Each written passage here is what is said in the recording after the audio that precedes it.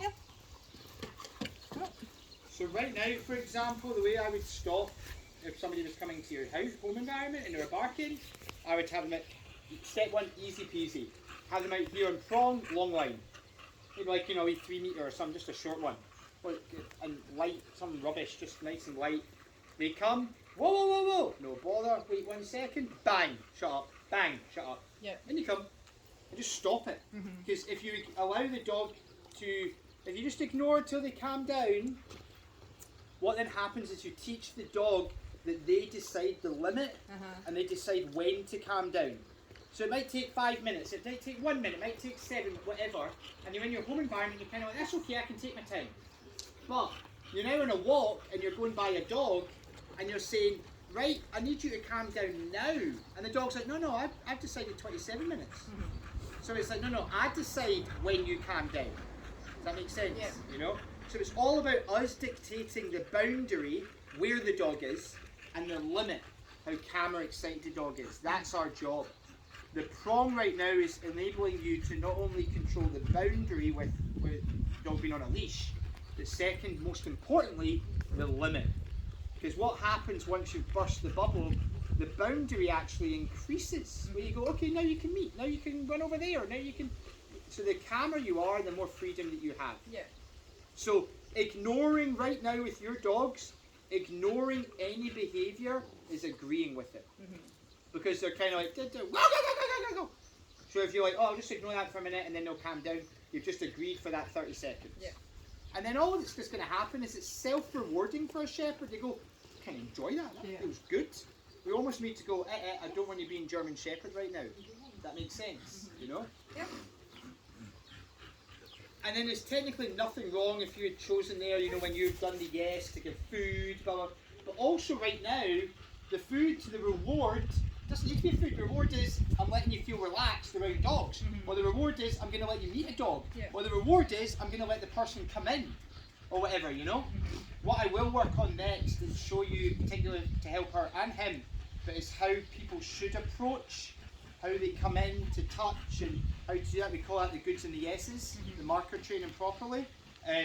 So what I want to teach is how my dogs will avoid your dogs. So it's, yeah, and your job's to practice stops and pops. Okay, dude.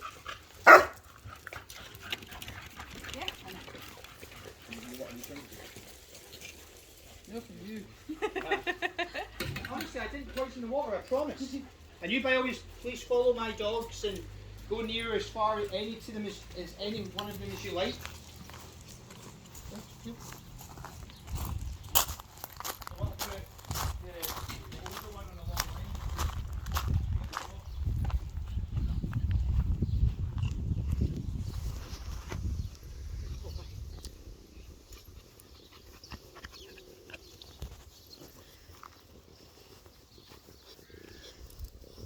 Yes, dear.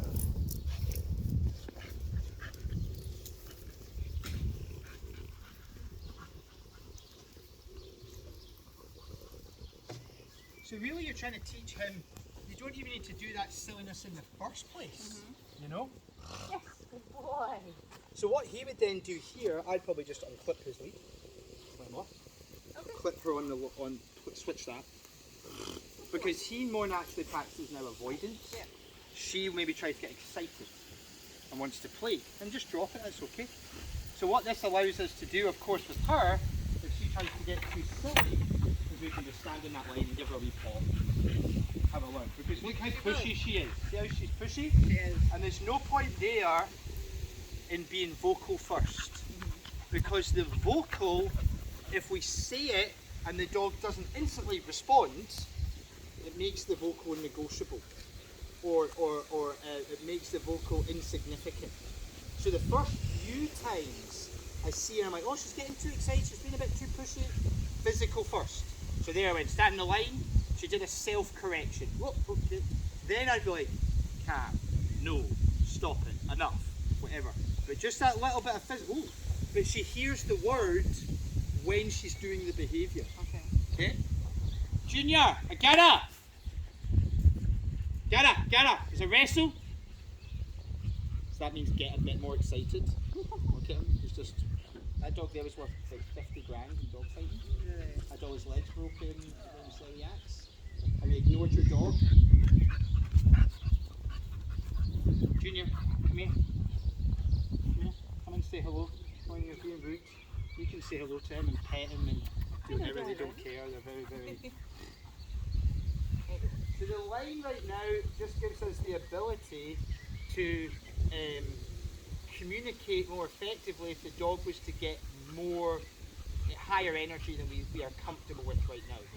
The ironic thing with him is once you've just initially burst that bubble, he's actually right now in this setting easier than her. Yeah. Because he's like, right, got you, I'm just going to observe everything at a distance and take my time and blah blah blah. And it's easy with dogs that don't care about him. So did you get that on film? I hope so. Junior, come back over. Can you do it? Over. Yeah, that's what you should have done the first time you muppet. That was brilliant. Junior, done. Good boy. So things you wouldn't do like at the beginning when they're around new dogs or whatever is throwing the balls and getting all the excitement, and because I'm so happy like all the dogs are together, and all you need to do to get them to make a mistake is get them too excited. Any dog, get them too excited. For him in particular, because he's still nervy, he needs to have almost like a relaxed environment. Yeah. That's why you go somewhere and his dog's running about mental, and he's like, oh, that's too much right now, overload, you know? Yeah. Whereas he needs to be, yes, okay with dogs, and he can be with 50 dogs, as long as they're respectful and ignoring him. Junior, I'm sorry, there's plenty of toys Done. over there. Good boy, Nunu. Yeah. They get a ball 2 or 3 times a week, but they get it to tear it apart. Okay. So that can be quite extreme for your dog. Even so much that the wee Frenchie, she joins in. She knows how to grab the ball and tear it apart. The blue Frenchie doesn't. He just knows how to make love. So he just humps them when they do it. That's all he does. So yeah, we don't want that level of excitement. So this is the real socialising.